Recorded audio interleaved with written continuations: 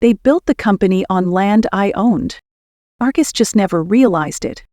While he stood on stage at the grand reopening of Ward Manufacturing, navy suit, hand-stitched tie, cameras flashing, I stood at the edge of the crowd, silent, anonymous, holding a coffee that had long gone cold. He raised his glass and toasted to legacy, vision, and what Dad entrusted to me. Everyone clapped. No one said my name. Not once. I was Elena Ward, former financial analyst, daughter of Robert Ward, the one who sat at Dad's bedside with spreadsheets while Marcus made speeches and promises.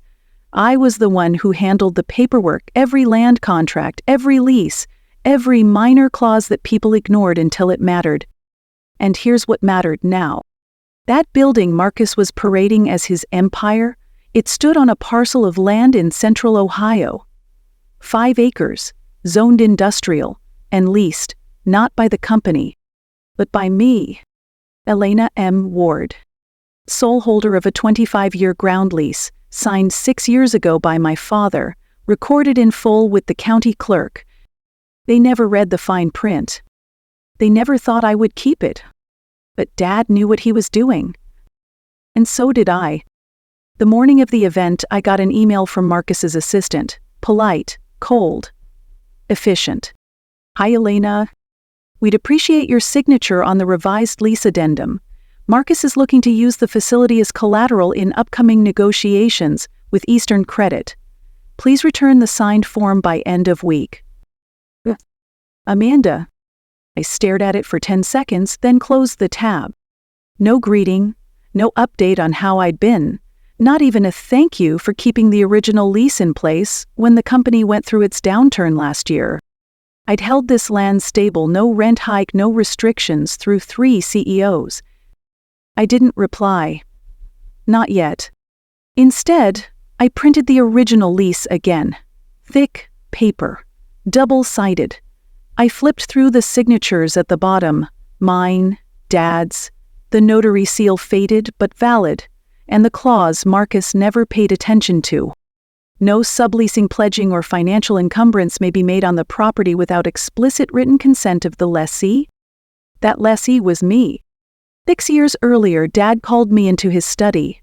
His body had already started to shrink inside his clothes, but his voice was still sharp. The desk was cluttered with maps, tax forms, coffee mugs stained with years of stress. He said, "You understand things Marcus never had to." He slid the lease across to me. "This is insurance," he added, "not against banks, against pride. If things ever get loud, you hold the quiet card." I didn't ask questions. I signed. So did he. We never spoke of it again. Now, Marcus was expanding. He had press releases, new investors, fancy consultants from Atlanta. He called the company Reborn. But all I saw was the same old structure, built on a foundation he didn't even know he didn't control. At the event, he finished his speech with a flourish. "My father built this company with steel and sacrifice. I intend to take it global." People cheered. A few journalists took notes. I stepped back before anyone noticed I was still there. When I got home to my apartment, a small walk-up in Akron with bad insulation and a crooked mailbox, I pulled out the lease again, taped a sticky note to it. "Don't sign anything. Wait for move 2. Because here's what Marcus didn't understand. I didn't want the credit. I didn't need the stage. But if he tried to use my land without asking, if he tried to turn my quiet into a contract, then I was ready. The building was his. The name on the wall was his. But the dirt under all of it? That still belonged to me. The lease wasn't just a document. It was a quiet kind of leverage, the kind men like Marcus always forget exists until it stops them cold. I kept it tucked in a fireproof folder, buried under old utility bills and property tax receipts, in a drawer no one would think to open. That lease had been sitting there for 6 years, untouched, not because I forgot about it, but because I was waiting for a moment exactly like this. The second email came 2 days after the event, this time from Marcus himself. I need you to sign the lease addendum. We've got a term sheet on the table and the bank's asking for land documentation. Don't make this complicated. Marcus. No hi. No, how are you? Just assumption. As if he still believed I was someone who'd nod and comply, because that's what I'd done our whole lives. The quiet sister who handled forms, didn't cause waves, cleaned up Dad's desk when Marcus walked away from arguments halfway through. But I wasn't that girl anymore. I drove to the county records office that afternoon. It smelt like toner and old linoleum. A clerk with chipped green nail polish helped me pull up the lease file. When I showed her my ID, she smiled politely, not recognizing the name, not realizing I was the legal backbone of the Ward Empire's most valuable piece of land. I requested 2 certified copies and left with them in a padded envelope, thick and heavier than I remembered. On the walk back to my car, I passed a billboard advertising a local bank. Secure your legacy. One signature can build an empire. I nearly laughed, because they were right. But not in the way Marcus expected. The land wasn't remarkable, just 5 acres of cracked gravel and scrubby trees wrapped around a squat industrial building. It had no water views, no historical significance, no retail charm, but it had location, proximity to rail, low taxes, and legacy. It was the first land our father ever bought in his own name, back when the business was just a metal shop with 6 employees and 1 delivery truck. I was 12 when he took me to see it. I remember him saying, "Don't let anyone ever shame you into thinking a foundation has to be beautiful, it just has to be solid." That line came back to me now, almost word for word. Later that week I got a call, blocked number. I let it go to voicemail. It was Marcus. "Ellen, listen. You're not thinking clearly. This isn't just about the land. If you stall this deal, it puts the whole company at risk. You want to burn everything down just to feel important?" I listened to it twice, not out of anger but curiosity. I wanted to hear how far he'd go, before remembering that I'd been the one who paid the property taxes when the business dipped, that I was the one Dad trusted with logistics because I actually read contracts, that I wasn't trying to burn anything down. I just wanted him to ask. Not assume. It's not command. Not coerce. Ask. But he didn't. Instead, I received a courier envelope at my door. Inside, a revised lease contract, blank signature lines, a post-it that read, "Please sign ASAP, we're running out of time." That was the last move he got to make. I picked up the lease copy, highlighted the original clause again. "No subleasing, pledging, or financial encumbrance shall occur without the written and notarized approval of the lessee." And in the margin I wrote in pen, "Permission denied." I scanned it, sent it back to him. No explanation. Just the facts. 2 hours later, my phone buzzed. Not a call. A text. "Marcus, what are you doing? You don't even want the company." I stared at it. Then I typed, "You're right. I want something else. I want the foundation not to be stolen from me again." He didn't reply. That night, I sat on my tiny balcony with the lease folder open on my lap. Traffic murmured below, and a train howled in the distance. The same line that passed behind our old warehouse, back when Dad used to say, "Every shipment that leaves here is a piece of my name going out into the world."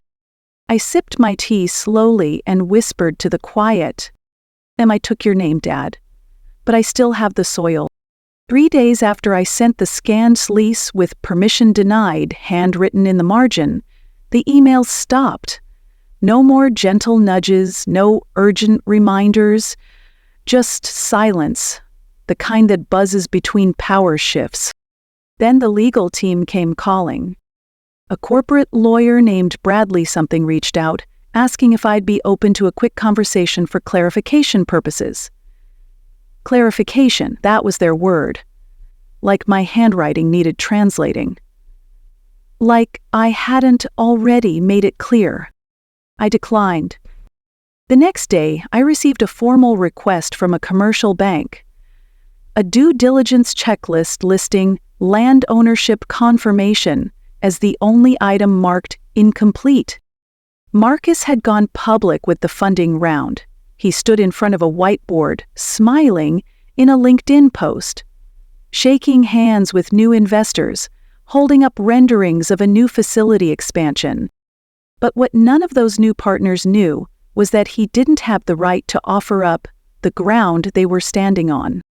And the deeper they looked, the more it would unravel. That clause, the one tucked on page 6 of the lease, wasn't just a sentence. It was a circuit breaker. It blocked him from using the land as collateral, leveraging it for capital, or promising stability to any investor. In business, people underestimate who owns what all the time. But the land? The land is the spine. And my name was written right down the middle of it. The breaking point came on a Thursday. I got a voicemail from one of the junior managers still working at Ward Manufacturing. "Hey, Elena, I don't want to get in the middle, but there's some chaos here. Marcus had a full investor walkthrough scheduled, but someone flagged the lease. There's talk of a pause, a big one. Just thought you should know." I thanked him, politely, hung up, and sat there for a long moment in my kitchen, the lease folder open on the table again like a constant presence, something more alive than Marcus's PR or investors' cash. That evening, Marcus showed up in person. He didn't knock gently. When I opened the door, he was standing there in a blazer too tight at the shoulders, phone in one hand, jaw already clenched. "Elena," he said, no greeting, just, "What the hell are you doing?" "I'm standing in my doorway." "You? You're tanking everything. This deal was about to close. We had growth lined up, real expansion.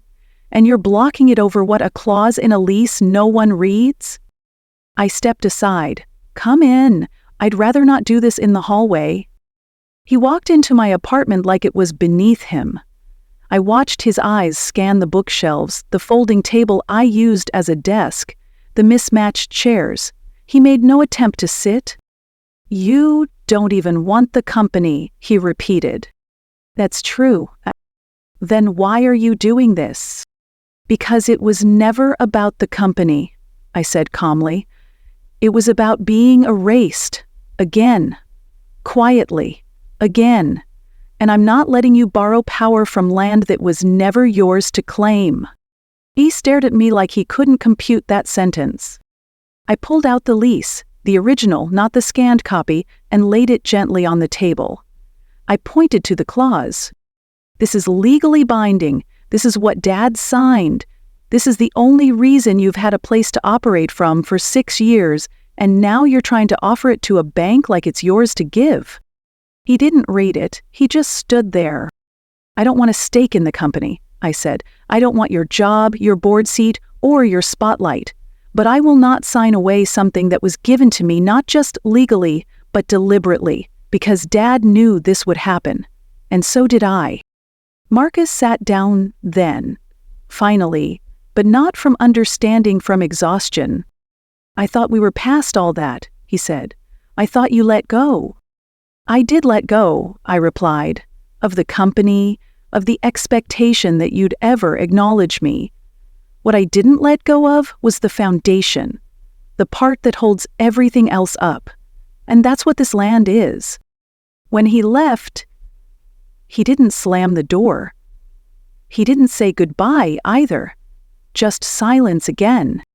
But this time, it wasn't mine to carry. It was his. The next morning, I received a notice from his lawyers, a request to renegotiate the lease terms in good faith, but I knew what that really meant. It meant they had no move left. They couldn't build on land they didn't own. They couldn't borrow against what I refused to sign over. And they couldn't threaten someone who had already been cut out and survived. The request to renegotiate lease terms sat in my inbox for 3 days. It was dressed up in corporate language, partnership, mutual opportunity, restructuring potential, but beneath the varnish, It was a quiet surrender. They finally saw what I'd been holding all along. Still, I didn't rush. I made tea. I reread the lease. I walked the perimeter of the land one morning before sunrise, boots crunching over gravel, breath fogging in the cold Ohio air. The building sat in the center like a ship moored to soil it never truly respected. I didn't feel triumphant, angered. I felt angry. I'd never wanted the applause, the speeches, the LinkedIn claps, or the glass wall offices. That was Marcus's world. He could keep it. But this foundation, this legal and literal earth beneath it, it was mine, given to me without fanfare because Dad knew I wouldn't waste it.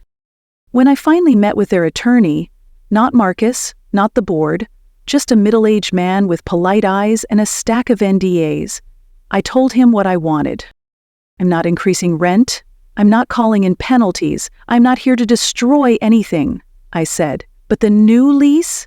It includes a clause that my name stays visible, on record, on all filings.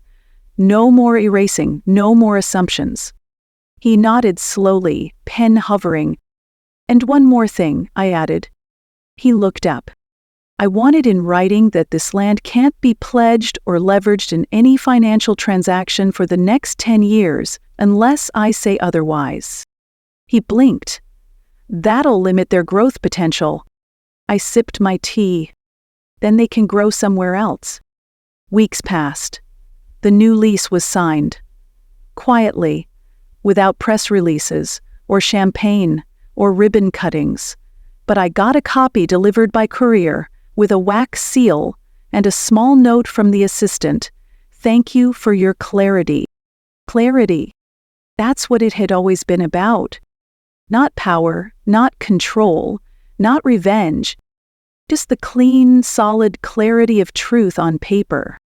In late spring, I took a job with the County Land Trust. Nothing glamorous. Just community zoning research and environmental filings. But I liked it. It felt honest, practical, rooted. One afternoon, I passed by Ward Manufacturing's headquarters on my lunch break. The signage had changed. Sleeker font, new colors. But the gravel still cracked the same underfoot. The freight trucks still backed in like clockwork. Marcus didn't see me. He was walking with someone in a gray suit, pointing at something on a clipboard. For a moment, I considered waving, but I didn't. Some distances are better left intact. At home, I slipped the original lease into a new folder. I labeled it The Root, and tucked it into the fireproof box with Dad's handwriting on the side. The same box that held the deed. The same box that held my name, not as an afterthought, but as a decision. And on the lid, I placed a post-it, just in case I ever forgot what this was really about. It read, "The building made headlines. The land made history." I still think about that first day they cut me out. The meeting they never invited me to, the announcement I only heard about from a friend of a friend. I remember sitting in my apartment, alone, wondering if I was being petty for caring. But I wasn't. I was just one of many women who get asked to do the invisible work, keep the records, remember the dates, sign the forms, track the taxes, and then get told none of it counts when it's time to divide the legacy. But here's the thing. Paper counts. Signatures matter. And soil remembers. I didn't inherit the spotlight. I inherited the land beneath it. And I intend to keep it.